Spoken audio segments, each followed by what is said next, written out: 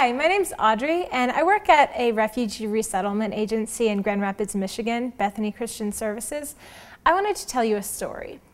My friend, Na Lee, was born in 1986, the same year that I was born.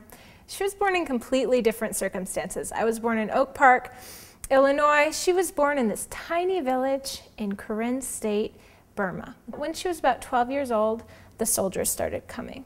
They would take things from the village. They would take things from the field. They would stop people when they tried to go out to the field. Then when Na Lee was about 15 years old, she was forced to work as a porter for the Burmese army, to carry very heavy loads on her back, to carry their guns, to carry their supplies. She escaped from the porter compound, and then she ran back home.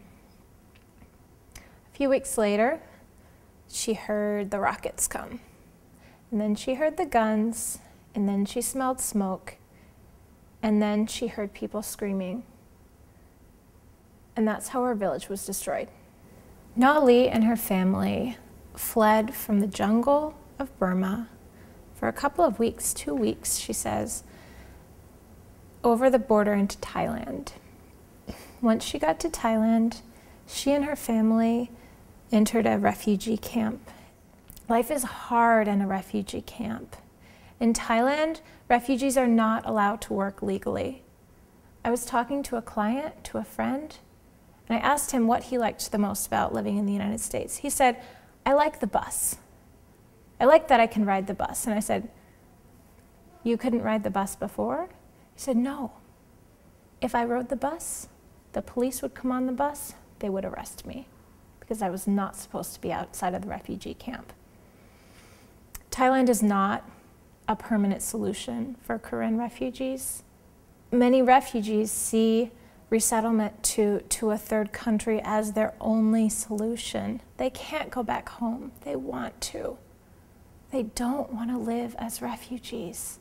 My dream is to create a foundation for people that they can keep building on, that they can create lives that are just and durable for their kids.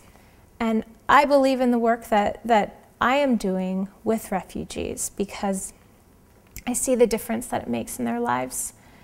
And I desperately want that for them. I don't want them to have to live in fear.